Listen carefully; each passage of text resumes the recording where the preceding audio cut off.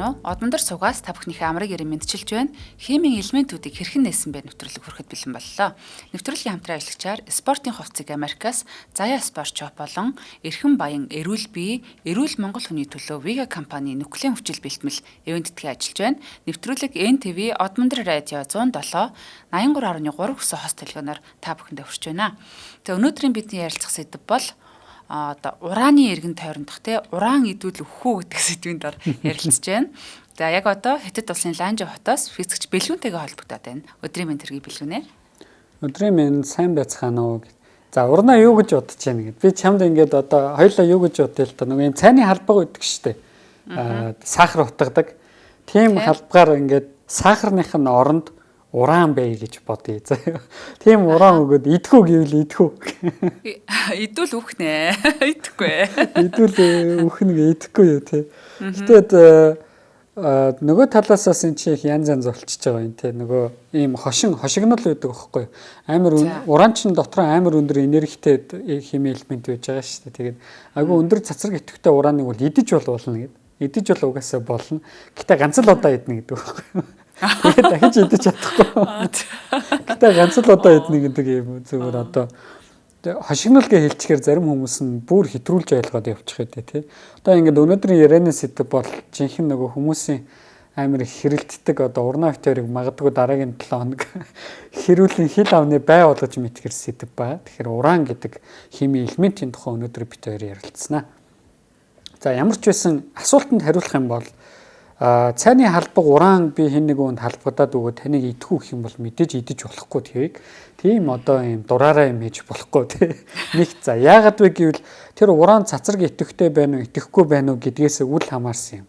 Би танд нэг юм халбаг давс утгаад өгөх юм бол хүн идэхгүй шүү дээ тэр их тийм юм. Тэр чинь наазах нь муухан амтагдсан тийм үү. За шороо авах юм бол бүр идэхгүй. Үнтэй л адилхан эн чинь бидний хоол босруулах систем тэр ураныг биеийн дотроо шингээдэг тийм зориулагдсан систем биш учраас тэрийг идэнэ гэдэг бол ер нь тодорхой хэмжээнд тэнэглэл. За тэг яг хөө дээр үед нөгөө нэг хэтрүүлж рекламдахад ялангуяа нөгөө шар нутгийн яг эд үед чи алтан уугийн энэ чи шар нутгаа идэж болно гэж агуу рекламддаг гэсэн. Тэр бол хэтрүүлсэн реклам тий. Бид нар бол тэрийг тэгээл дураараа идээд идэг бол одоо хүн төрлөختнийг үлсгэлэнгөөс аварлаа тий. Тэр чинь бүр хэтрүүлсэн юм болж байгаа. Хамаагүй тэгж болохгүй. Тэгэхээр энд санаа юу вэ гэхээр яг хөө бас урнаа битэр химийн тухай элементүүдийг хэрхэн нээсэн бэ гэдэг нэвтрүүлгүүд эхлэхээс эхлүүлэл байн гарч байгаа. Ямар нэгэн зүйл бол ямар нэгэн экстрим гэдэг юм байхгүй тий шинжлэх ухаанд төгс одоо юу гэх юм бэ зөв гэдэг зүйл төгс 100% буруу гэдэг зүйл бол байхгүй бүх юм бол өөрийн гэсэн орцоороо өөрийн гэсэн найрлагаараа өөрийн гэсэн хэмжээгээрээ одоо тий энэ зүйлүүд нь тунан таарж ижил энэ ядуу зүв болдог. Ихтгэх юм бол зарим зүйл муу болно. Одоо жишээ нь D витамин ихтгэх юм бол хүний биед эсэргээрээ муугаар нөлөөлж эхэлдэг. За багадах юм бол бас муу байдаг те. Бид нар зөв тунгаар нь л хэрэглэх юм бол энэ бид нар сайн нөлөө үзүүлж идэг гэдэг ярьсан. Тэгэхээр уран ч гэсэн тийм бид нар энийг ямар нэгэн байдлаар зөв нөхцөлд нь зөв одоо юугаар те арга барилаар ашиглах юм бол бидэрт хэрэгтэй. За буруугаар ашиглаж болно тийм үү тэрийг. Хүн гэдэг амьтан чи өөрөө тухайн зүйлийг юунд яаж ашиглах уу гэдгээ шийдэн штэ. Түүнээс биш байгальд анханасаа шууд муу идэг амар зүйлүүд бол өөр штэ тий. Байгалийн гамшиг бол жишээ нэг өөр юм болчихоо. Бид нар тэрийг удирдах чадахгүй тийм аа. Нөгөө талаас ураныг удирдах байгаа хүнээс шалтгаалаад тэрийг бид нар зөв үү буруу юу гэж ярих боломжтой болж байгаа байхгүй. Нэг гэсэндээ пожингийн толгой дээр хийгээд ямар нэгэн хот руу явуулчих юм бол тэр буруу болчих чинь тийм үү. Тэр чинь үе олноор нь хөнөх зэвсэг болчихж байгаа. За нөгөө талаас би реактор бариад яг юм одоо реактор барина гэдэг чинь юу гэхээр би тухайн уранаас гаргаж авч байгаа энерги удирдлагатаагаар контролтойгоор тий удирдна гэсэн үг шүү дээ. Би хяналттайгаар удирдна гэсэн үг тий. Тэгэх юм бол бидний чэнэс маш их хэмжээний энерги гаргаж аваад энергийн одоо цэнгэлийн манлаад хүрчиж болж байна тий. Эрхчлөөнд хүрч болж байна. Гэтэл бас нөгөө талаас эн чинь 100% одоо цэвэр энерги биш. Нэгсэндээ хаягдал гардаг тий. Бид нар тодорхой хоол идээд тэр хоолноос хэрэггүй хэсгээ өтгөн болгоод гаргадаг штэ. Түүнтэй адилхан тухайн тэр ураныг би ашиглаад тэнчэнэс хаягдал гэдэг юм гарна. Хаягдал гарахгүй 100% одоо энерги гэдэг юм байхгүй штэ ертөнцид. Манай нарнаас ч гэсэн ирж байгаа гэрлийн энергийн тодорхой хувийг л бид нар ашиглаж байгаа штэ. бүгдийг ашиглах юм бол хэдүүлээ засар гэдэхэн хордлохын дараа байхгүй болно шүү дээ, тий. Болохгүй, боломжгүй. Тодорхой тунгаар л ашиглаж байгаа. Тэр шийдвэр ураанаас гарсан хаягдлыг яах вэ гэдэг ч юм асуудлууд гарч эхэлдэг. Тэгэхээр ерөөсөө л хүн төрөлхтний соёлын түүхэнд бид нар түүхэндээ бүх төрлийн энергийн үүсвэрүүдийг тодорхой хувийг хэрэглээд тодорхой хувь нь хаягдал гарна. Тодорхой хувийг хэрэглээд тодорхой хувь хаягдал гарна. Хизээж хаягдалгүй ямар нэгэн байгальд хоргүй ч юм уу хүнд хоргүй хаягдал гаргадаг тийм энергийн хүсэр хүндрэлт хизээж олж чадаагүй байгаа тийм үү. Одоо энэ бол одоо бидний мөрөөдөл шүү дээ. Магадгүй ирээдүйд ийм энергийн хүсэр болох юм бол мөрөөдөл гэж байгаа. За зарим хүмүүс энийг нөгөө мөнхийн хөдөлгөөртэй холбож ойлгоод байдаг. За мөнхийн хөдөлгөөр бол байгалийн хуулиараа байх боломжгүй. Тэр одоо мөнхийн хөдөлгөөр ярьж байгаа юм бол 10 жилийн физикээ унших хэрэгтэй тий. 10 жилийн физикээ ойлгох хэрэгтэй. Тэгэхээр энэ уран гэдэг бодис бол саяны хэсэг яриаг базаад би юу хэлэх гээд байгаа вэ гэхээр сайн ч юм байгаа муу ч юм байгаа. За тэрийг бид нар ямар тунгаар хэрэглэж байгаа вэ гэдгийг бид нар өөрсдөө шийднэ. Тэгэж ярина. За түүнээс биш эсэргүүцдэг хүмүүс шиг наад чи муу те нэг олборлоогүй уурхаагаас аваачаа цацрагийн хордлогонд орцсон ч шиг те айгуу сонь.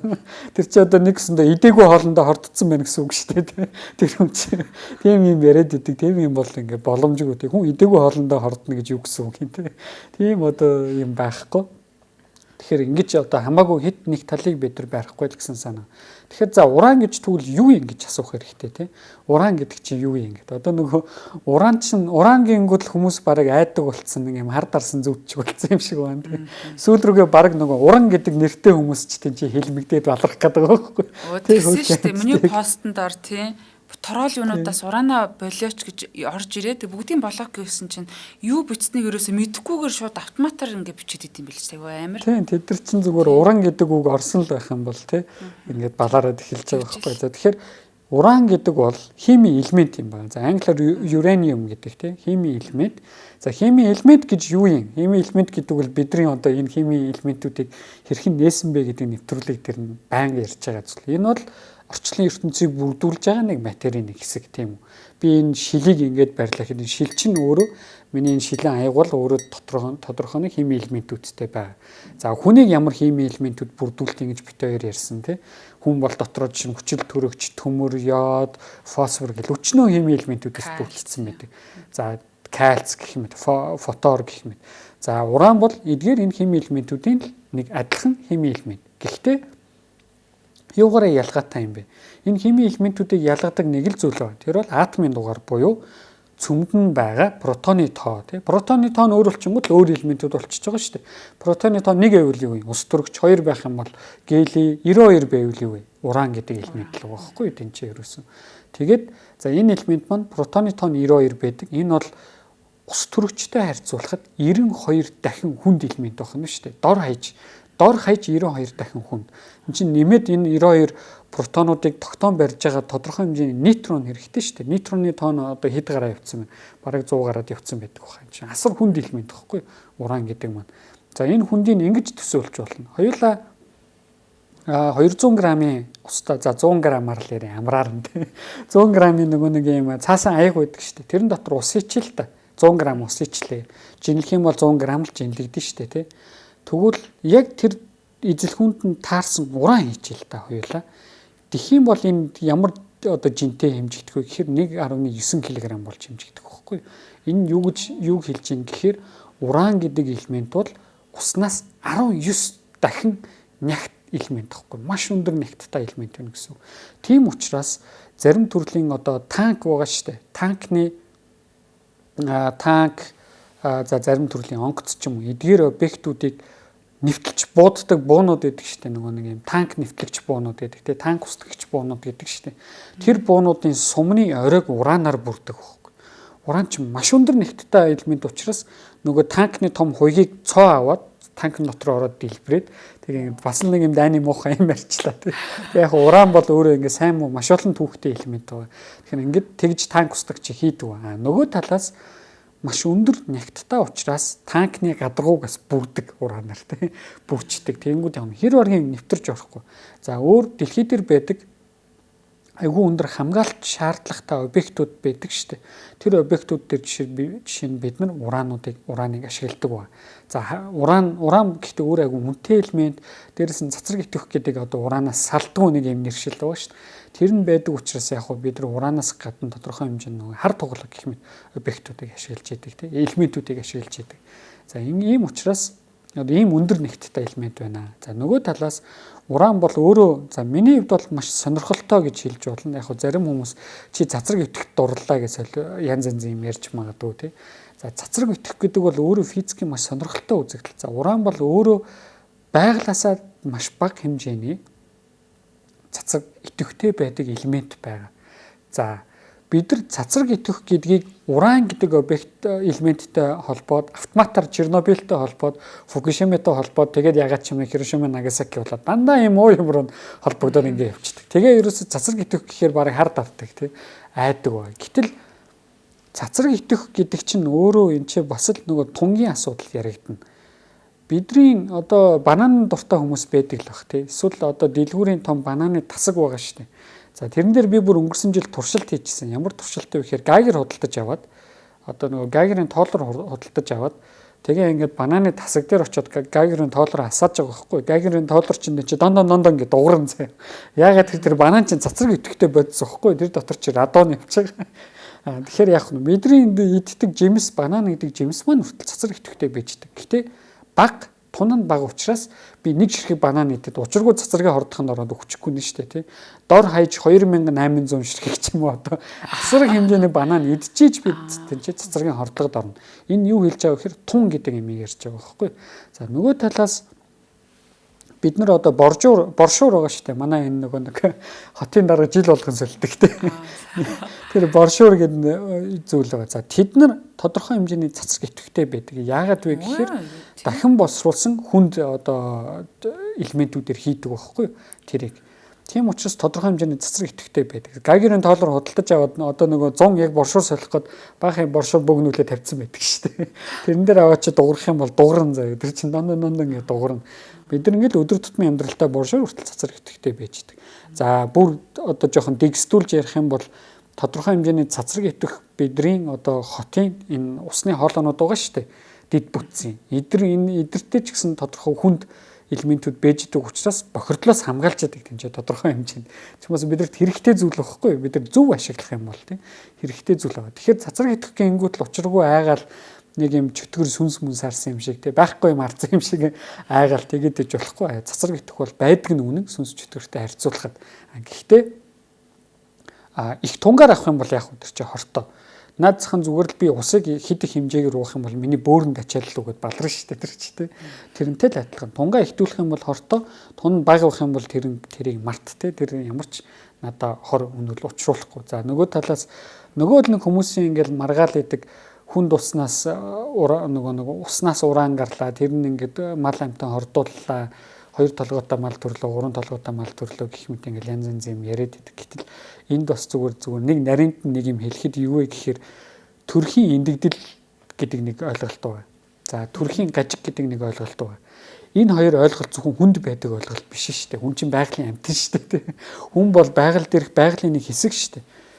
Мал амьтан ч гэсэн төрхийн эндэгдэл болон төрхийн гажиг гэж төрдөг тийм үү. За тэр хүмүүс төрхийн гажиг мажиг гэх юм янз янз юм ярихаас өмнө статистика ярих хэрэгтэй.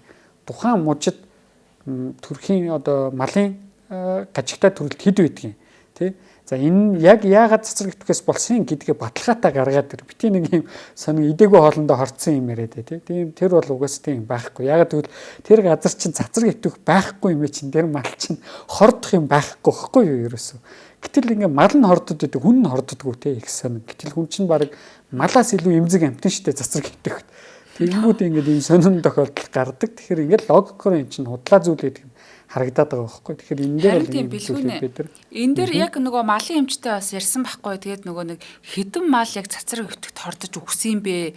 Нөгөө эсвэл нэг гажиг мажиг үүссэн юм бэ гэсэн чинь одоогоор ерөөсөө нэг ч мал хордоогүй юм байлээ штэ. Тэгээд ерөөс нөгөө нотлохотой шинжилгээн дээр ерөөсөө тэгж гарсан амтан бол байхгүй юм байлээ. Тийм чинь тэгээ бас энд хүмүүс нэг юм анхаарах хэрэгтэй. Бид нар тодорхой хэмжээнд худлаа ярьж болно тий. одоо хүмүүс нэг юм айгу хартаа штэ. Ягаад чи монголчууд нэг юм хартаа тий. Төрөлхийн нэг юм хартаа. Нэг юм амар зовлон үзсэн хүмүүс шиг айгу хартаа айгу соно. Тэгээ ингээд юу гэхээр наад шинжилгээнд чи худлаа, наад бичиг баримт чи худлаа гэдэг. Энд гэхдээ нэг зүйлийг анхаарах хэрэгтэй. Уучлаарай тий. Байгалийн хуулийг хүн хизээч удирдах чаддаггүй юм. Бид нар байгалийн хуулийг суралцаад байгалийн хуулийг өөртөө хэрэгтэйгээр тааруулж ашигладаг болохоос биш байгалийн хуулиараа бодит юмыг хүн энэ чи худлаа ярих боломжгүй байдаг байхгүй. За Монголд магадгүй нэг лаборатори энэ ингээд юугүй байна. Цэцэр итгэхгүй байна гэж гаргачлаа гэж бодъё. Бүх шинжилгээг нь Америк руу явуулаад, Японд руу явуулаад, Солонгос руу явуулаад, боли хятад руу явуулаад тий хийлүүлж. Гэхдээ хэлэхгүй байхгүй. Наа чи засраг өвтөх мэдэх гэж хэлэхгүйгээр л явуулаад наадах шинжилээд үг гэхэд тэр эрдэмтэд чинь энэ чи юм байна гэж гаргаад ирнэ. Наа чин засраг өвтөхгүй нэ. Тэгэхээр бид нар байгалийн үзэгдлийг тэнцээ яагаад нөгөө нэг хуурж худлаа ярьж чадахгүй учраас хуурж худлаа ярих юм бол өөр газар дээр чинь тодорхой ил болоод гараад ирнэ. За ураантай холбоотой маш их юм түүхүүд байдаг ялангуяа. Тэ урааныг одоо жишээ нь нэг хэсэг бол хүн төрөлхтөн бол шүдний онд уран холдог байсан тохиолдол байсан. Тэр бол үнэн зарим нь наа чи хоргоо гэдэг. Тэр үед бол бид нар гэхдээ цацраг итэх хүнд хортой юу хоргүй юу гэдгийг мэддэггүй байсан учраас дураараа ашигладаг байсан. Дараа нь бид нар мэддэг болоод ингэж ашиглаж болохгүй гэсэн. За түүхэнд бүр юу яриад байгаа юм бэ? Уран хоргүй гэж хэлж исэн эрдэмтэд байдаг. Тэрийг бол үүсэхгүй. Буруу хүмүүстэй нийлээд мөнгө авцсан ч юм уу те. Байсан тийм хүмүүс байдаг гинэ. Байсан. Өнөөдөр бол байхгүй л те. Байсан. Гэхдээ бусад эрдэмтэд тэрийг нь бодитоор баталгаажуулаад үнэн бодит байдлыг гаргаж ирээд шүмжлээд бид нар өнөөдөр мэддэг болсон учраас байгалийн хуулийн үзэгдлүүдийг бид нар хуурах ямарч боломжгүй байхгүй. Тийм болохоор тэнцээ нөгөө миний түрүүний хэлээд байгаа эдээгүй хоолндоо хордлого авна гэдэг ойлголт байхгүй тий тэнцээ ямарч боломжгүй болчихж байгаа. Тэгэхээр ураантай холбоотой ийм олон юм зүйлүүд байдаг. За тэгэхээр энэ хэсгийг хасчих. Энийг ингээ яриадах юм бол дуусахгүй тийм. Энэ бол ерөөсөө айгу дуусахгүй яриа болно. Тэгэхээр хоёлаа эхний хамтран ажиллагчаа танилцуулчаад уран гэдэг элемент чинь тэгвэл яг яаж ертөнцид үүсээд дэлхий дээр хурж ирээд баахан хүн амьтныг ингээд маргалдуулаад байна гэдэг ярилццгаа тийм. За өнөөдрийн нэвтрүүлгийн ивент тэтгэгчээр нь Япон улсын нэгэн бүтээгдэхүүн байгаамаа. Тэгэхээр эрхэм баян эрүүл бие эрүүл Монгол хүний төлөө Монгол улсын эрүүл мэндийн яамны аль бие усны зөвшөөрөлтөөр борлогдож байгаа Япон улсын Фукуока хотын Vega компани нуклеин хүчил бэлтгэлийг танилцуулах гэж байгаа. Тэгээ би өөрөө бас яг энэ бэлтгэлийг одоо ууж байгаа л да.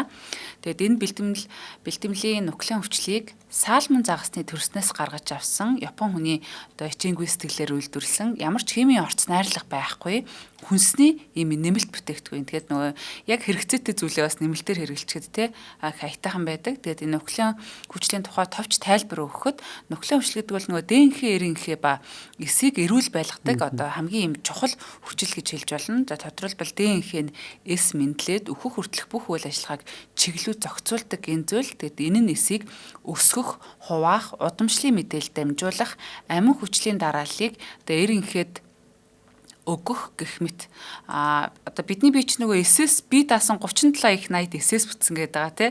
Тэгэхээр одоо тэр болгон маань нэг ширхэг бүрчлэл нөгөө үйл ажиллагаа нь зөв явж байгаа юм бол одоо бидний бие эрүүл байх гэдэг юм л та. Тэгээ 37 тэрбум химийн урвал ер 1 секундэд хүний биед одоо үхчээдэг юм уу, хуваагдж идэг юм уу, мэдээлэл дамжуулж идэг юм уу. Тийм одоо маш их зүйл болж идэг юм байна.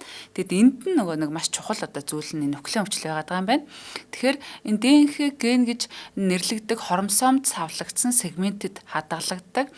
За РНХ ДНХ-гээс хүлээн авсан дарааллын дагуу амин хүчлийг цуглуулах, уурга үйлдвэрлэх, мэдрэлийн эсийг тэжээх юм ажлыг хийдэг. За тэгээд нуклеин хүчлийн хамгийн чухал ажил бол одоо эвдэрсэн эс буюу энэ хавдрын эсийн зарим нэг хавдрын эс ингээ би энэ хавдрын эсэг дээр өөрөө бас ер нь харсан тэгээ 24 оны бас нэг судалгаа байдгийн байлээ. Одоо яг зарим төрлийн юм хавдрын эсийн бас өсөлтийг тэ жоохон хянах гэх юм уу одоо тийм бас үйлдэлтэй юм байлээ. За заримыг нь заас чинь эрүүл болгох, эрүүл эсийн тоог нэмэгдүүлдэг ийм үйлчилгээтэй байна. Тэгэхээр одоо нөгөө бидний зүрх хилэг бөөр одоо тэ арьс дархлаа юу одоо тэр бүйл нойр хүртэл одоо тэ энэ бүгдэнтэй хамаарч идэг учраас одоо яг тэр одоо аль нэг эргэтэн онцолж хэлэхээр бас нэг жоохон сонин тэ энэ чи яагаад гэвэл нөгөө бүхэл эсийн хуваагдал юмд оролцож байгаа учраас за тэгэхээр та бүхэн маань энэ нуклеин хүчлийг бас уугаад үзээрэй 10 ширхгийг шууд нэг дор ингээд уучдаг юм байлээ. Би сүүлийн үед ингээд ажил дээр аягүй их ядраад тэгээд энэ нуклеин хүчлийг бас одооноос ингээд уугаад эхэлж байгаа. Тэгээд одоогоор бол юу таатаал байна гэдэг шиг. Тэгээд E-Mart супермаркет дотор нөгөө City Farm аптекийг манайхан сайн мэдэх байх та City Farm дээр зарагдж байгаа Skin Farm клиник Vega Mongolia гэд Facebook дээр нь бас дагаад шууд хүргэлтээр байгаа газараа хүргүүлээд авчих боломжтой. Холбогдох хугацааны дугаар нь 9991 52 65. За тэгээд Facebook-ээр нь хараад та хүн мэдээллүүдээ бүр тухтаа уншаад өөртөө бас дутагтаад байгаа өөрийнхөө одоо тий ятраад байгаа ч юм уу те ийм зүйлдээ бас ингээд нэмэлт зүйлийг таарсан цаг үед нь хэрэгжилжүүлэх зүгээр юм да гэж бодсон. Баярлалаа эвэд гэж байгууллагатай. За баярлалаа. За тэгэхээр ураны одоо нэг гарал үүслийн бичгийн тухай ярив те. Тэгэхээр яг уран анх бол хаана үүссэн бэ гэхээр айгүй тодорхой. Ягаад тэгэхээр одоо манай дугааруудыг сонссон хүмүүс сая ураны атомын дугаар 92 гэд хэлэхэд л шууд дотроо ингээ боддог болцсон байх хэвээр. Уул нь бол юу гэхээр эн чинь төмрөөс хүнд юм байна. Төмрөөс хүнд элемент хаана үүсдэг вүлээ? Нэг бол оддын цөмд үүснэ. Үгүй бол супернова буюу хэд шинэ одны тесрэлтийн үед үүснэ. Эсвэл нейтрон одны мөргөлдөөний үед үүсдэг гэж ярьсан тийм. Тэгээ эдгээр процессуудын үед юу болдог вэ гэхээр физикт R процесс гэж нэрлэгдэх үзэгдэл болдог ба. За энэ үзэгдэл маань яадаг вэ гэхээр маш ингээ хүчтэй тесрэлт болонгууд тухайн объект тухайн цөм маань маш их хэмжээний нейтрон өртөж шингээгээд авчдаг байхгүй. Тэгээ энэ болохоор ингэж төсөөлж болно. Би ингээд автобусны хаалгаар буух гэсэн чинь өөдөөс амар олон хүмүүс чихэж орсоор байгаад намайг буулгахгүй тэнцээ хорчиж байгаа байхгүй. За би бууна гэдэг нь би тэнцээ ингээд задарч гин гэсэн үг. Тухайн хим элемент задарч гин гэсэн. Гэтэл задарч амжихаас өмнө өөдөөс нь амар олон хүмүүс ороод байна гэдэг нь айгүй их нейтронд ороод чигсээр хагаад тэнцээ ингээд юм доктортой элемент хэсэг хүнд элементүүдийг үүсгэж байгаа байхгүй. Тэнцээ ерөөсөө яг л иймэрхүү процесс болж байна гэж тайлбарлаж болно. Тэгэхээр R процесс бол ерөөсөө атомын цөмийг энэ том тесрэлтүүд мөргөлдөөний үед маш их нейтроноор бөмбөгцөөр хагаад агуу хүнд атомын цөм бий болгоод тэр хүнд атомын цөмүүд нь яг дараа нь мэдээж арай хөнгөн атомын цөмүүд рүү задарна.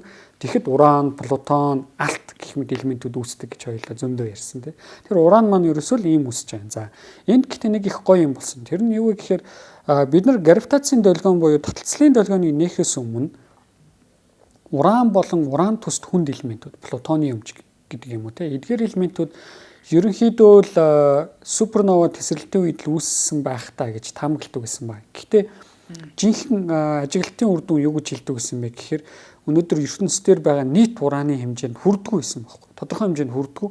За хүрдэггүй гэдэг нь алдаа 1% орчим байдаг ус. За тэгэнгүүт хүмүүс бас наа чи 99% бараг зөв байна гэж магадгүй. Физикт бол энэ айгу одоо тий бүдүүлэг тоо бид нар бол 99 тэгээд таслал дахиад айгу бол 9 хэрэгтэй.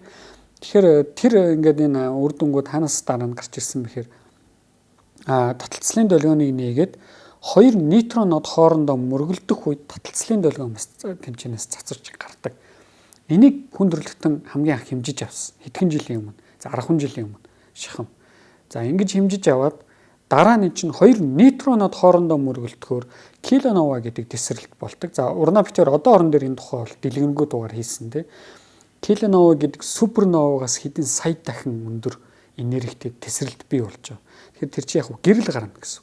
Тэгэхээр гэрлийн ч бүртгэж аваад гравитацийн долгионыг ч бүртгэж аваад эндээс ямар химийн элементүүд хамгийн ихээр үүсэж байна гэдгийг хэмжсэн чинь ерөөсөө алт, уран, плутон гэдэг элементүүд хамгийн ихээр үүссэн ба. За ингэж бид нар ер нь энэ уран гэдэг элемент чинь нейтронодны мөргөлдөөнөөс үүссэн юм байна шүү дээ гэдгийг аюулсаа мэддэг болсон байхгүй.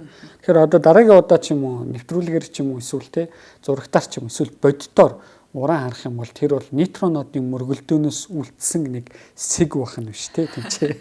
Хоёр машин мөргөлдөөнийг ингээд баахан юм үлддэг шиг хоёр нейтронодны мөргөлдөөнөөс үлдсэн нэг юм эвдэрхий сэгийг хэдүүлээ уран гэж нэрлэж болох нь байна тийм. Тийм аа. Гэтэл энэ уран гэдэг элемент нас их гоё болчихж байгаа. Нөгөө цацраг идэвхтэй, байгалаасаа цацраг идэвхтэй. За цацраг идэвх гэдэг бол дотроо олон янз байгаа. 3 янз байгаа наацхан. Тэгэнгүүт уран бол өөрөөсөө альфа бөөм гэдэг бөөмийг цацруулж идэг. Нэгсэндээ энэ альфа гэдэг бөөм ураны цөмөөс гарч ирж идэг байхгүй. Цөм нь энергитэй байгаа учраас тэнцэрийн өөрөөсөө альфа бөөм цацруулаад тэгээ илүү бага энергитэй төлөв рүү ороод нэгсэндээ илүү хөнгөн элемент рүү задарна гэсэн үг уран ирээдүйдээ тий. За энэ задрах хагас задрлын хугацаанд 4.5 тэрбум жил байдаг. Уран 238 гэдэг элементийн хувьд. За энэ 4.5 гэдэг чинь бараг дэлхийн асуу байсан тий. Тийм учраас ураныг бас бид нар зарим төрлийн палеонтолог, археолог, за зарим төрлийн эртний байгууламжуудыг мөн дэлхийд унсан солир сүлт однуудын насыг тодорхойлоход ашигладаг. Айгуурт юутай хагас задралтай учраас тэр дунд нь одоо хэрэг хэмжээний уран хагас задарсан байна гэдгээс нь насын нас тодорхой хэмжээнд наривчлалтаа тодорхойлох боломжтой болдог. Давуу тал байгаа. Нөгөө альфа бүүм гэдэг энэ цацраг итгэх гэл хүмүүсийн айлгаад байдаг юм ба. Тэгэхээр альфа бүүмийн цацраг итгэх гэдэг нь юу вэ гэхээр бидний агуу сайн мэддэг юм ба. Тэр нь юу гэхээр гелийн тухай урнаа бит хоёр ярьсан хими элементүүдийн үүсэл дээр гели гэдэг элементийн чинь цөм нөхгүй альфа бүүм гэдэг чинь ерөөсөл яг нь 2 протон 2 нейтрон гэдэг гелийн цөм ураны цөмөөс гарч ирээд идэх гэсэн. За энэ цөм бол хүнд элемент юм манайхаа. Энэ цөм бол айгүй хүнд нэгт. За дээрэс нь энэ нөхөр чинь цахилгаан зэнхтэй 2 протон тэнцээ явж байгаа. Ийм учраас яг миний хажууд уран байгаа тэнцэнээс альфа бүүм цацрах юм бол энэ нөхөр хизээч миний зүрх рүү ч юм уу миний одоо юу руу дотоод эргэтний систем рүү хурж чадахгүй. Миний арсыг ч ер нь бол нэвтэрч чадахгүй энэ нөхөр. Хүрээл миний арсны давхарга дээр тэнцээ нэг элементэд наалдаал шингэл тэгэл бахгүй болчихно. Чи ийм хүнд элемент واخхгүй тэгж нэг амар цаашаа нэвтрээд байхаар биш. Дээрээс нь тийм өндөр энергитэй ч гарч ирэхгүй байна. Нөхөр чи хүнд учраас тэр чин нөгөө нэг дөрвөн бөөм байж штэ тий айгүй хүнд дөрвөн бөөм байж штэ 2 протон 2 нейтрон гэд.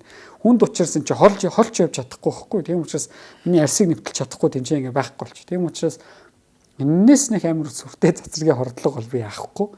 Гэхдээ мэдээж тун гэдэг юм байгаа тий. Миний хажууд магадгүй нэг контейнер том ийм уран байж л та. Тэгэх юм бол баларна шүү дээ тий. Тэр чинь миний биеийг нэвтлэхгүй ч гэсэн миний бие рүү арсан дээр ирж байгаа тэр альфа бүүмийн тооны чинь тоо чинь ихсчихэр чинь тэнцээ аюул үүсэн шүү дээ тий. Тэр чинь аюул үүсэн шүү дээ. Одоо нөгөө нэг ингэж төсөөлж болно шүү дээ. Нэг гэсэндээ над руу нэг ширхэг жижигхэн усны туслаар буудах юм бол юу ч шүү дээ тий. За тэгэхээр над руу ингээ усан буугаар буудаж байгаа юм шиг юм болох юм шүү дээ тий. Тэр чинь ингээ тун л байгаа байхгүй эцэс. Тэгэхээр ураны өөрийнх нь байгалийн цэцрэг итгэх нь бол альфа гэдэг бүүм гарч байгаа. Нөгөө гели гэдэг элемент чинь цөмөл гарч ийн гэсэн. За ингээд бид нэг ингээ ураны хим физикийн шин чанарыг мэддэг болчихлоо. Гэтэл уран гэдэг элемент бас л бусад бүх элементүүдтэй адилхан төмөр нөгөө хөнгөн цагаан юу гэдгийг тий бид нар энэ нэрүүдийг өгөхөөс өмнө хэрэглээд эхэлсэн байсан шүү дээ энэ эдгээр элементүүдийг. Уран ч гэсэн яг адилхан. Дээр үед бид нар ураны хөдрийг за яг монголоор бол энийг ураны хөдөр гэхээс илүү ураны давирхай гэж орчуулдаг юм байлээ. Тэр нь надад айгүй гоё санагдаад байгаа. Яг гэвэл энэ ураны давирхайг бид нар олборлоод юу хийдэг гэсэн бэхээр аяг хийдэг гэсэн бохоггүй. Тав хийдэг гэсэн. За энэ гэхдээ нөгөө орчин үед ч юм одоо ингээд юм орчин үеийн тансаг аяг тавгтай адилхан. Ягаад тэгэхээр харанхууд гэрэлтдэг. Энд чинь нөгөө нэг цацраг идэвхтэй бодис чи элемент чи харанхууд гэрэлтдэг шүү дээ. Тэгэхээр ингээд юм гоё ногоон өнгөөр гэрэлтдэг. Тэгэхээр ингээд юм айгу үнэтэй хэрэглээ байсан баг тухай. Тэгэж ингэж ураны давирхаагаар аяг тавг хийдэг гэсэн. Тэр үед бол мэдгүй шүү дээ бид нар тий нэрлээгүй юм ч нөгөөх ураны давирхаа энэ төр гэж нэрлэв. Нэг юм гоё онцгой тэнцээ юу байна тий бодис байна. Энэгээр гоё аяг тавыг хий. Хүн чинь нэг юм болохоор шууд тэгдэг штэ. Яаж ашиглах вэ гэж боддог штэ бид нар ойлгоод эхэлсэн. Ийм байсан байна. За тэгвэл хизээ хамгийн анх уран гэдэг нэрийг өгөөд ураныг мэддэг болов гэхээр бүр дөнгөжл энэ үйл явдлаас 2000 шахам жилийн дараа гэсэн 1789 он хавцаа. За энэ үйл явдал өөрөө Юранус гэдэг гариг буюу дэлхийн ван гэдэг гаригийг нээснээс ердөө 8 жилийн дараа гэсэн үг тийм 1789 он гэдэг чинь. За Мартин Хенрих Клапрот гэдэг герман одоо химч физикч хүн гэх юм уу да. Энэ хүн тэр ураны давирхай гэдэг бодисыг анх одоо янз янзын химийн урвалуудад оруулаад тэр дунд магадгүй нэг юм шинэ металлын төрөл байна гэж бодсон байна. За нэг юм металл байх шиг. Гэхдээ яг бүрэн ураны давирхайгаас ураныг ялгаж чадаагүй. Гэхдээ ямар ч шинэ бол ингээд элемент байна гэдгийг бол анх нээсэн. За тэгээд үүнийг юраниум гэж нэрлсэн байна. За яагаад юраниум гэж нэрлсэн бэ гэхээр нөгөө Юранус гэдэг гаригтай мань холбоотой. Уран гэдэг гариг бол өөрөө Далаван гэдэг гаригийн нэрээр нэрлэгдсэн хими элемент гэхгүй уул нь бол. Тэгэхээр уул нь бол бид нар ураныг те яг одоо орчуулах юм бол далайн ванхан гэдэг ч юм уу тэгж орчуулж болж байгаа юм тий. Тиймэрхүү байдлаар орчуулж болно гэсэн. Ийм гаригийн нэрээр нэрлэгдсэн элемент. За үүний дараа бараг 50 орчим жилийн дараа 1841 онд Евжен Мелкойр Пелгот гэдэг хүн. За энэ хил хуулчмаар нэрнүүд нь аюу хэцүү байна өнөөдөр ерөөсөө. За энэ Франц химч маань хамгийн анх ураныг яг одоо цэврээр нь ялгаж чадсан ураны давирхаанаас. Ингэж ялгаж чадсанаар бид нар уран гэдэг элементийг хамгийн анх нээсэн байна. За энэ элементийг нээсэн түүх нь бол бид нар ураныг ингэж нээсэн. За ингээд маш сонирхолтой зүйлүүд дахиад 50 жилийн дараагаас болж ирсэн. Тэр нь юу гэхээр ерөөсөө 1896 онд Henry Becquerel тэ нэг алдарт цацраг идэвхий нээсэн Франц физикч маань цацраг идэвхий нээсэн. Үүнээс нэг жилийн өмнө рентген байгаа шүү дээ. Рентген цацрагын рентген цацрагаа нээсэн биз. За Becquerel юу хийсэн бэ гэхээр магадгүй энэ ураны давс гэж нэрлэгддэг одоо юу байдаг, хүдэр байдаг. Энэ ураны давсыг би наранд ингээд тавьчих юм бол рентген цацрагтай адилхан цацраг өөрөөсөө цацраг гаргаж иж магадгүй гэд. Тэгээд доор нь нөгөө фото цаас тавьчихгүй. За Монгол бидний одоо хамгийн сайн мэддгээр бол нөгөө хорийн цаас гэж үүдэг шүү дээ. Тэрнтэй адилхан цаас тавьсан гэсэн. Тэгээ ингээ хорийн цаас тавиад дээр нь ураны давс тавиад гадаа нартаад нөгөө туршилтаа хийх гэсэн чинь тэр өдөр нь бүрхэд бороо ороод юу нармаар болоод тэнгуут нь шургуулгандаа хийцэн. Тэгээ мартсан заяа. Тэгээ байж байгаа нэг өдөр нөгөө шургуулга нэнгүүд өө эн чинь нэр ийм байсан шүү дээ. Тэгээ ураны давсаа авсан чинь доотлих нь фото цаас буюу одоо хорийн цаас нь цайцсан байсан байна. Тэр чинь хар цаас үүдэг шүү дээ. Тэр нь цайцсан байсан байна. Гэтэл тэр чинь шургуулган дотор юу нарны гэрэлсэн шүү дээ. Тийм ямар ч гэрэл байхгүй шүү дээ. Тэгэнгүүт Becquerel юу гэж утсан бэхээр энэ хорийн цаасыг цайлгсан цацраг бол ерөөсөө уранаас л ирсэн байх ёстой юм байна. Ингэж бид нар хамгийн анх уран цацраг идэвхтэй байдгийг нээсэн. За Becquerel дахиж хид хідэн элементүүдээр бас туршилт хийгээд өөр төрлийн цацраг идэвхийг нээсэн. Альфа, бета, гамма гэж бид нар нэрлэдэг тийм. За альфа нь бол энэ юу бах нь? Гелийн цөм 2 протон, 2 нейтрон. За бета нь позитрон манай электроны антибом тий. За зүгээр электрон гэдээ ойлгоцсон ч болно. За гамма нь бидний хамгийн сайн мэддэг бом гэрэл тий. Маш өндөр энергитэй гэрэл гэсэн. Маш өндөр энергитэй гэрлийг хүний нүд харж чадахгүй. Гэхдээ маш өндөр энергитэй гэрэл бол бидрийг бүр сүйдэлж хаяна. Энэ чинь аюу аюултай. Энэ чинь нөгөө цацраг идэвхтэй гэрэл болчихж байгаа хэрэг. Тэгэхээр эдгээр цацраг идэвхтэй анх нээсэн байна. За эдгээр туршилтууд, эдгээр ажиглалтууд маань алдарт Marie болон Pierre Curie-д цацраг идэвх гэдэг маань өөрөө тухайн элементийн үндсэн шин чанар юм байна. Энэ маань өөрөө магадгүй шинэ элементийг гаргах үндсэн суурь байж магадгүй гэд полониум, радиум гэдэг бас дахин цацраг идэвхтэй бодисыг ураны хүдрүүдээс хамгийн анх амжилттай нээснээрээ Нобелийн шагнал хүртсэн дээ эдгээр эрдэмтэд. За ингээд хүн дөрлөгтөн цацраг идэвх гэдэг өмнө нь ерөөсөө нээгдээгүй, мэддэггүй байсан цоошин зүйлийг мэддэг болж байгаа. Энэ маань нүдэнд харагдахгүй. Тэгснээ яах нь харанхууд ингээд тавьчихаар гэрэлтээд идэг их гоё тий. За ингэж нээхдээ бид нар ерөөсөө энэ зүйлийг хүнд хортой юу хоргүй юу гэдгийг юу ч мэддэггүй байсан маань. За нэгт бол хүн одоо ингээд нөгөө нэг бит хоёр өмнө ярьжсэн ингээд хүн ингээд цацраг идэвхийг мэддэг болчлоо. Цацраг идэвхтэй элементийг мэддэг болчлоо. Хүн яадаг вэ гэхээр шууд тэрийг ашиглаж эхэлдэг тий. Өөртөө хэрэгтэйгээр ашиглаж эхэлдэг. За ингээд ураныг янз янзын юмд хэрэгэлдэг болсон. Шөнийн гэрэлтүүлэг лампанд тавьдаг ч юм уу тий. За шүдний онд хийдэг болсон. Одоо харанхуй шүдэ угадаг байсан юм уу? Яадаг байсан. Магадгүй шүдэн гэрэлтэд гоё харагддаг байсан баг тий. Ямар сандаа хүн дөрлөгчний бүр тухайн үед рентген цацрагийн шоу хийдэг байсан байхгүй тий. Ба одоо тухайн үед баар гэж байдаг байсан бол тэнцэн рентген цацрагийн гэрэл гарч идэг. Ийм шоу бүр хийдэг байсан ба. Бид нар яагаад үл энийг мэддэггүй байсан учраас. За ингээд удаагүй одоо нэг гонигт түүхүүдийг хэлсэн. Тэр юу гэхээр зарим хүмүүс одоо юу мэддэхгүй өвчнөр өвчлж эхэлсэн. Тэгээ ингээд айгу эрт нас орж эхэлсэн. Pierre Curie айгу хүнд өвчнөр өвдсөн байсныг одоо осолд орж нас орсныхан дараа мэдсэн. За энэ нарийн түүхүүдийг бол хин Цэнгэлбитээр дэлхийн сууднуудын Marie Curie-ийн тухай дугаар дээр ярьсан учраас энд давтаад яг товчхон хэлэхэд хүмүүс өвдөж эхэлсэн тэнцээ. За ингээд тэнцээ асуудал гарч эхэлсэн. Юунаас вэ гэдэг асуудал гарч ирсэн. За хоёулаа хоёр дахь хамтран ажиллагчаа танилцуулаад тэгээд энэ асуудлыг дэлгэрүүлж ярив тий. За тэгээ. Спортын хувцаг Америкаас Заяа спорт шоп маань шинжлэх ухааны танин мэдхийн нэвтрүүлгүүд юм дэмжиж хамтарч ажилладаг.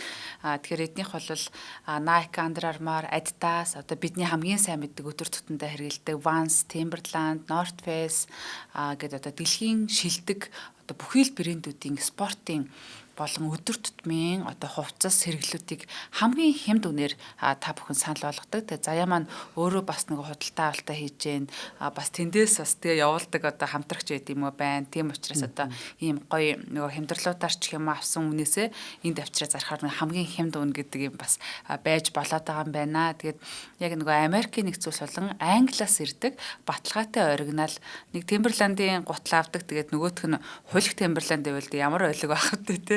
Тэгээ яг нөгөө нэг юм оригинал юг авчгаар бас нөгөө байгаль дэлхий дээлтэй гэдэг утгаараа илүү олон жил өмсдөг. Тэгээд нөгөө хөлрөлт одоо шинжил болох ч байна нөгөө фитнестэй бас бид нар чи эрчимтэй явж эхэлж дээ. Тэг ямар хувцс нь бас аятайхан бие зохистой, аятайхан алхаж гүүхэд те одоо эн чинь бас зөрүүлтийн байдаг юм байлаа шүү дээ.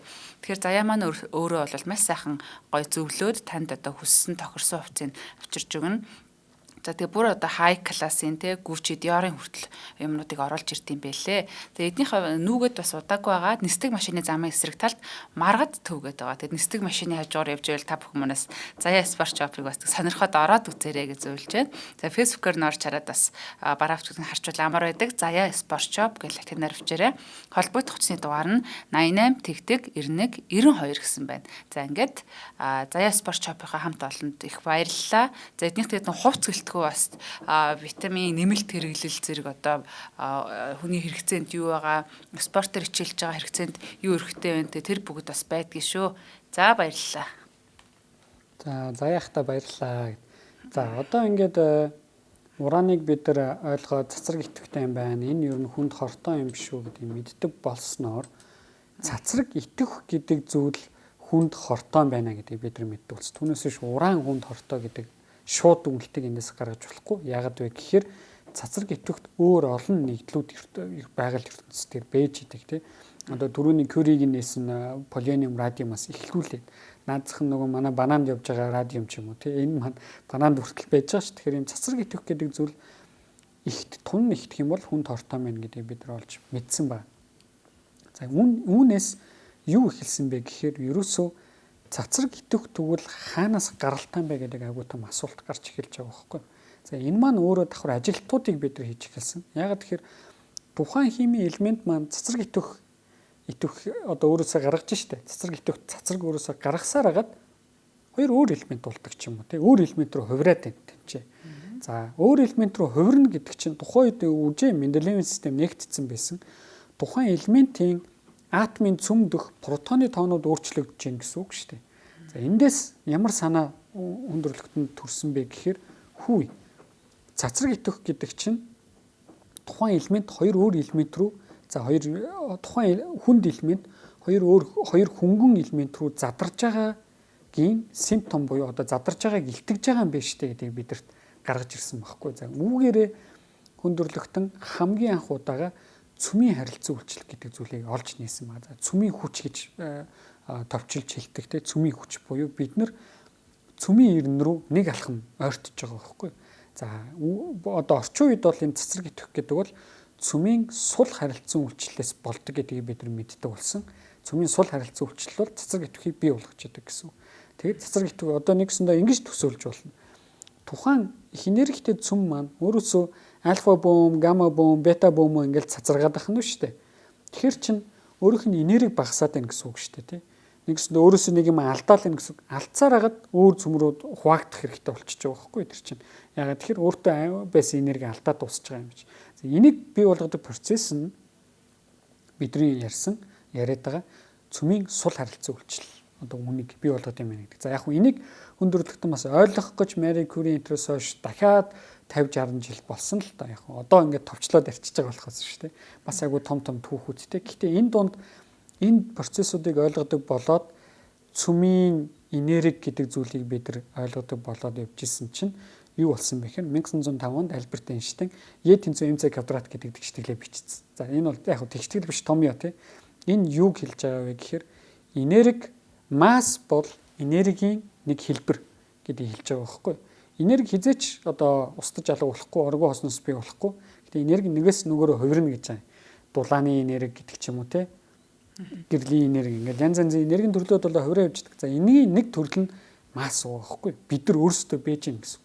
Тэгэнгүүт нөгөө цацраг идэвхээс ураны ч юм уу ингээд цацраг идэвхээс гарч байгаа энергийн хэмжээд авчих юм бол ураны цөм ямар энергитэйг мэдээд тухайн цөм хуваагдахтаа ямар хэмжээний энерги ялгарч байгааг бид нар тооцоолох боломжтой болсон. Эйнштейний тэгштэглэр.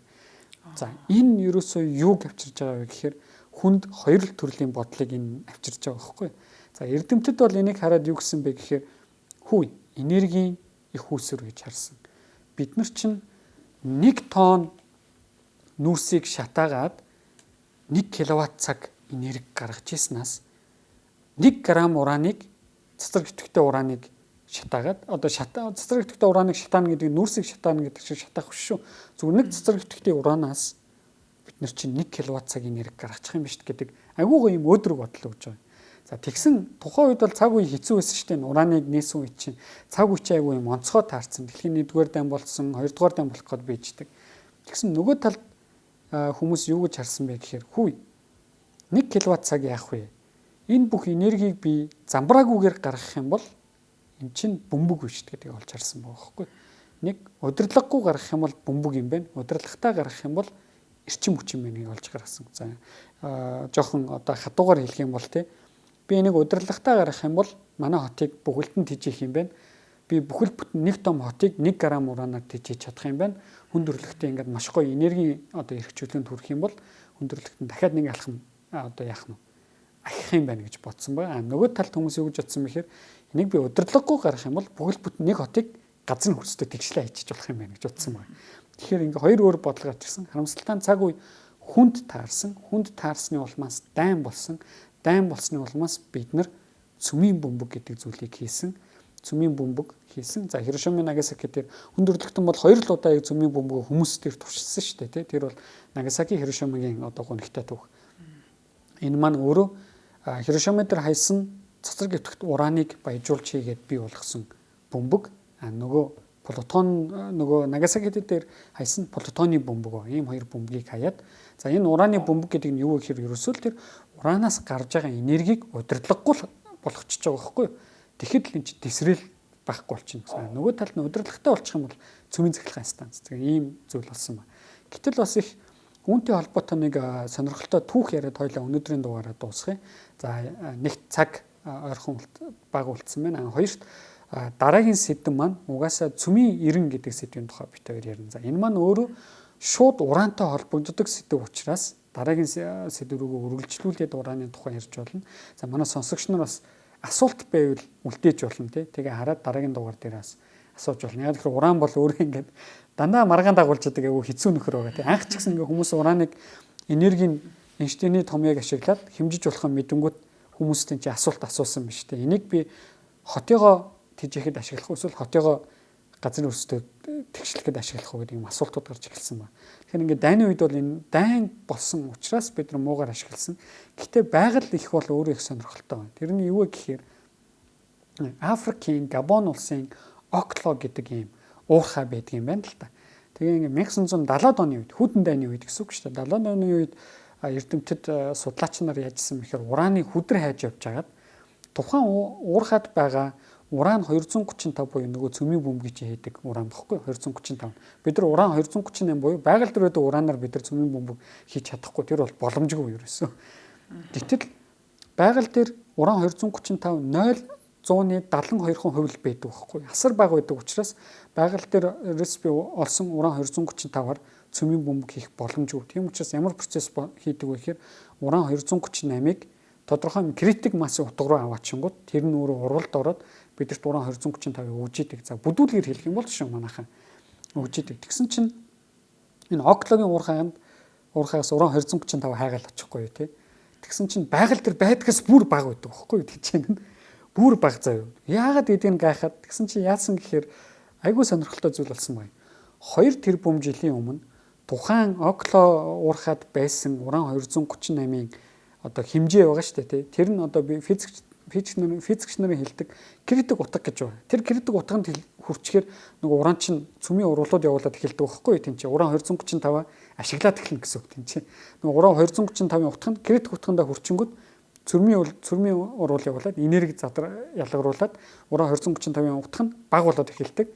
Тэгсэн 2 тэрбум жилийн өмнө Энэ уурхаад байсан уран 235-ын утга нь байгалаараа критик утгандаа хүрсэн. Тэгсэн чинь яг хажууд нуур байсан баг. Амар том нөгөө гүний ус байгаа шүү дээ, тий. Гүний ус үйж идэг. Тэгэхээр нөгөө критик утгандаа хүрсэн 235 чи цөмийн уруулыг уулж эхлээд тэгсэн чи ус яадаг вэ гэхээр тухайн уран 235-аас гарч байгаа цацраг өвтгөхтэй нейтронуудыг удаашруулдаг байхгүй ус чинь. Удаашруулахаар бүр их тэнцээ цөмийн одоо юм удирдлагатай юм шиг уралд бий болох боломжтой болчдөг. Тэгэхээр 2 тэрбум жилийн өмнө Окло гэдэг нуур байглаасаа өөр нь үүссэн цөмийн реактор байсан байхгүй тэнцээ. Тэгээ ингээд нөгөө нэг усан дотор чинь өндөр хурдтай, өндөр энергитэй нейтрон гүүхээр усаа халаан штэ. Цацраг өвтгөхтэй нейтрон гүүхээр. Тэгээ усан халаангууд ус чинь яг уур шин тий. Ууршаад дэше нөгөө уурхын хан руугаа одоо ингээд шингэн.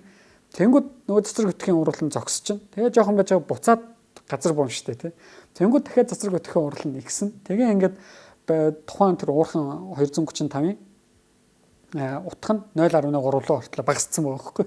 Нэгсэн 2 тэрбум жилийн өмнө тэнцээ байгаль өөрөө автоматар цөмийн реакторыг бүтээсэн байсан байх гэсэн.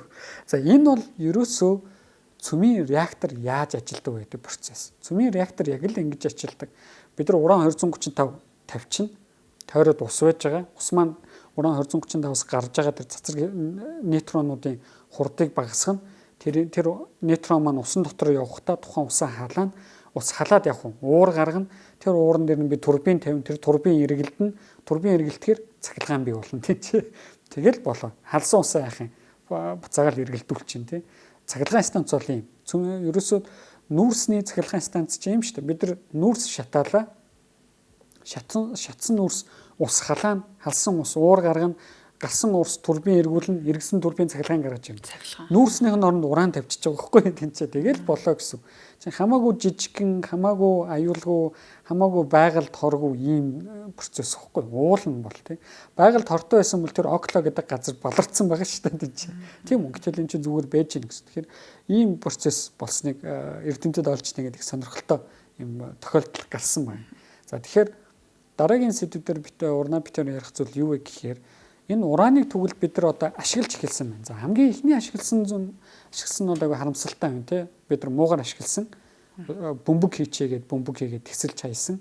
Гэхдээ үүнийгээ дагаад үүнийг хүнд хэрэгтэйгээр аюулгүйгээр яаж ашиглах вэ гэдэг асуудлууд яригдчихсэн. За үүгээрээ хүн төрөлхтөн энергийн хувьд, эрчим хүчний хувьд, за бүр одоо сэтгэхүйн хувьд буюу одоо шинжлэх ухааны хувьд цоош нэг 90 рүү очсон байгаа юм. Энэ бол өөрөө бид нар өмнө нь бол ингээд нүрсийг нүдэрээ хараад гараараа барьж болдог зүйл шүү дээ.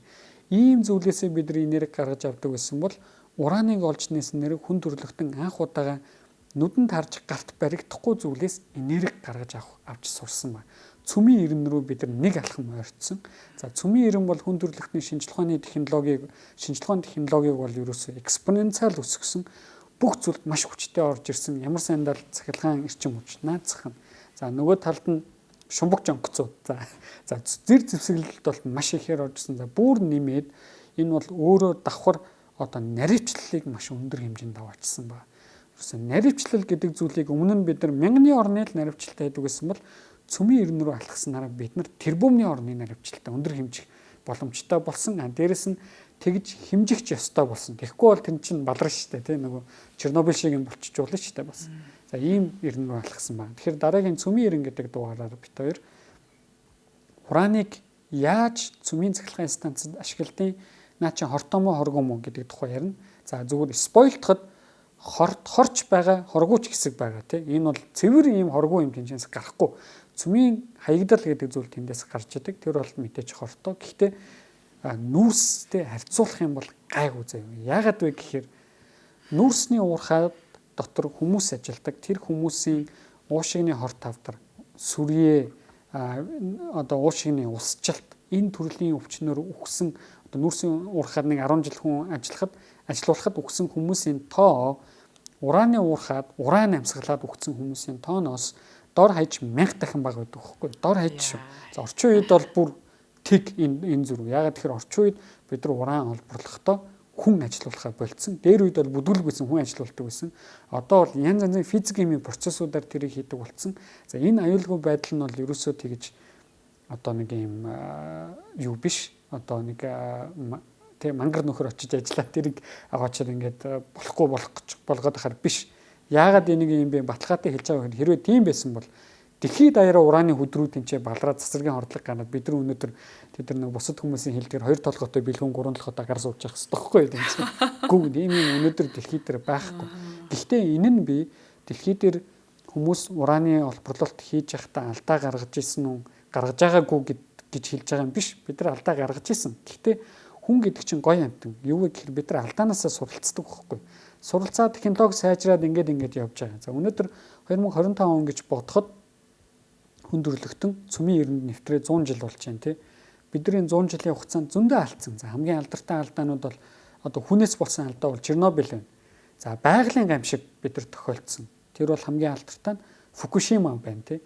Эдгээрээс бид нар юу сурж байгаа вэ гэхээр ийм алдаанууд гарахад ингэж хамгаалах боломжтой ингэж хамгаалснараа ирээдүгээ бид нар баталгаажуулж байна. Тэгэхээр энийг бид нар агүй сайн мэддэг болсон.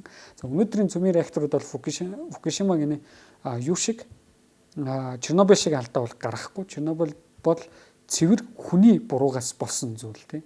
За Фукушима бол цэвэр хүн бодож төсөөлөх боломжгүй зүйлээс гарсан. Тэр нь юу гэхээр байгалийн гамшиг. Тэр байгалийн гамшигыг бид нар одоо хэлж ирэхгүй штэ байгалийн гамшиг чи гинтл ирэн тийм үү. Гэхдээ Фукушима тэгж сөнөөд тэр чинь нэг ингээд дэлхийг одоо өнөөдөр сөнөөгөө хайчаамлаа штэ тий.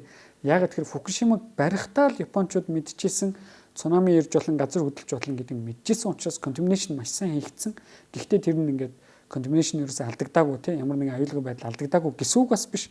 Тодорхой хэмжээнд алдагдсан. Гэхдээ тэр нь яг бид нар удирдах болохоор ойлгоод ямар ч ингээд засаж залруулж болохоор хэмжээнд явж байгаа гэсэн үг. За тэгэхээр цөмийн эринд орсноор бид нар ингээд янз янзын цоошин зүйлүүд рүү ингээд орж байна. За төгсгөлд нь нэг зүйлийг бас дахиад хэлэхэд ийм одоо харьцаа байдаг. 1 ватт цахилгаан эрчим хүч гэж гаргах л бодъё л та. 1 ватт гэдэг нь за зүгээр ингээд ботчих. Би гэрлээ 1 цаг ажилуулъя. Гэрийнхэн гэрлийг 1 цаг ажилуулъя. За энэ цахилгаан хаанаас ирж байгаа? Монголд бол нүүрснээс ирж байгаа тий. За ихэнх газар дэлхийд ихэнх газар нүүрснээс ирж байгаа. За тэр нүүрс шатлаа 1 ватт цахилгааныг гаргахын тулд тэрнээс гарч байгаа CO2-ийн хэмжээ гэж байна тийм үү? Одоо нэг CO2-ийн хэмжээ. Тэр хэмжээ нь ураныг ашигласнаас 100 дахин өндөр байдаг. Нэг өсөндөө нүүрсний цахилгаан станц бол ураны цахилгаан станцаас 100 дахин их байгаль тортой гэсэн. Одоо нэг дэлхийн дулаар л уур амьсгалын өөрчлөлтийн нэг том шалтгаан дээр. Нөгөө талаас энэ 1 ватт цахилгааныг гаргахад ураныг нүүрсний цахилгаан станц дээр нүүрсний уурхаа дээр насурж байгаа хүмүүсийн тоо ураны уурхаа дээр насурж байгаа хүмүүсийн тооноос 10 дахин өндөр байдаг. Тэгэхээр урт хугацаанд ярих юм бол нүүрс бол статистикийн ярихаар хамгийн бохир, хамгийн бүдүүлэг, хамгийн аюултай юм багхгүй. За ийм зүйл. За нэмээд дахиад нэг юм хэлээд дуусгая. Тэр нь юу вэ гэхээр бидний ашиглаад байгаа нүүрснээс ч гэсэн цацраг итэх гардаг манайхан. Энэ чинь ганцхан ураанаас гардаг юм шиг. Тэр нүүрсийг шатаасны дараа хүнд металлууд үлддэг. Тэр чинь бүр уран байтхан хүний биед хортой учраас өнөөдөр бид нар Монгол улсын Улаанбаатар хотын хүүхдийн төрөлтийн болон ялангуяа сүүлийн үед эмнэлэгт ханаад уушигны усчлалт тий. За тэгээд татаж унах өвчин ялангуяа энэ төрлийн өвчнүүд Монголд ихсэж байгаа. Энэ юунаас болж байгаа гэхээр утаанаас л болж байгаа. Тэр утаа чи юу агуулсан юм? Нүүрс шатагдаад гарсан хүнд металлууд агуулсан. Тэрийг хүүхдэд амьсгалж байгаа. Багаасаа би тэрийг амьсгална гэдэг чинь нөгөө нэвтрүүлгийн эхэнд хэлдэг. Миний тун ихсээд ийн гэсэн үг шүү дээ. Би тэрийг амьсгалж байгаа миний тун ихсэл тодорхой критик утгад авчруулах юм. Хүн хоолны хордлогонд ордог шиг. Тэр чинь миний уушгийг өвчлүүлнэ тий. Би одоо нөхөө өөрөө уушиг нь өвдсөн юм явж байгаа шүү дээ. За тэгээд татаж унах өвчин тархины даралцралт өвчин. Тийм. Тархины жижигхэн байх. За хамгийн аюултай нь төрхийн эндэгдэл гэсэн энэ зүйлүүдийг бий болгож байгаа. Энэ бол бүр ингээд сүүлийн үед гарч байгаа бүх статистикаар ерөөсөө утаатай корреляцтай байгааг бид нар мэдж байгаа. Тийм учраас бид нар утаагаа яаж хийж байгаа шийдэхгүй бол энэ тоо ихсээр л эзэж буурахгүй тийм ямар нэгэн одоо нэг лаглаг нар маран дээр очиж нарны хүмүүстэй уулздаг хүмүүс чи хизээч тэр утааг үлээгээд явуулчихгүй тийм эсвэл ямар нэгэн бөөлүүд тэр утааг байхгүй болгочихгүй тийм үү эсвэл ямар нэгэн лам тэнчээд ном уншаад тэрийг засахгүй энэ бол цэвэр шинжилгээнаар л засагддаг зүйл. Тэгэхээр бид нар энэ бүх тоогоо харж иж уул нь ярьж явах хэрэгтэй. Гэтэ бодит байдал бол юм байна. хүмүүс яг ингээл маргаал ороод ирэх бах тэр хүмүүст хэлэхэд судалгаагаа унш тий. Судалгаа байхгүй бол бити өөдөс сони юм яриад тий. Нэг юм нэг ягаагүй идэггүй хоолндоо хорцсон юм яриад тий. Тийм байна. Тэгэхээр манайхан бас энэ дээр нээлттэй бүх судалгааг нь уншаад бас нээлттэй хандж явах хэрэгтэй. Сайн ч юм байгаа, муу ч юм байгаа. Гэхдээ статистик бидэрт юу гэдэг вэ гэхээр аль тал нь илүү сайн байна гэдгийг бид нар сонгодог шүү дээ амьдралдаа тийм үү. Хоол хийхдээ ч гэсэн хүн аль болох өөртөө их хэрэгтэй юм аа холддог шүү дээ. Хэрэггүй юм аа холддог шүү дээ. Тэрнтэй адилхан бид нар хэрэгтэй юм аа л тэнцээ сонгож байгаа. Тэгэхээр дараагийн дугаар дээр энийг илүү дэлгэрүүлж ялангуяа яг танин мэдхүүн талаас нь реактор гэж яг юу юм энэ нөхөрч яг яаж ажиллаад байгаа юм те. Чернобыль юу нь яаж байгаа дэлбэрсэн гэдэг ч юм уу тэр талаар ярилцъя. За баярлалаа. За баярлалаа. Сонирхолтой байлаа. За нэвтрүүлгийн хамтран ажиллагчаар спортын хувьцаг Америкаас Заяа Спорт Шоп болон Эрхэм Баян Эрүүл Бие Эрүүл Монгол хүний төлөө Вига компани нөхлийн өвчил бэлтгэл ивент тэтгэж ажиллаа. Нэвтрүүлэг NTV Одмондөр радио 107 83.3 гэсэн хост толгоноор та бүхэндээ хүрлээ. Дараагийн дугаарыг Тэсийн хатан хүлээж байна да. Тэгээ цөмөхөр аюул гэсэн бодол бидний дотор байдаг те. За дараагийн дугаараар олцсон. Баярлалаа. Баярлалаа.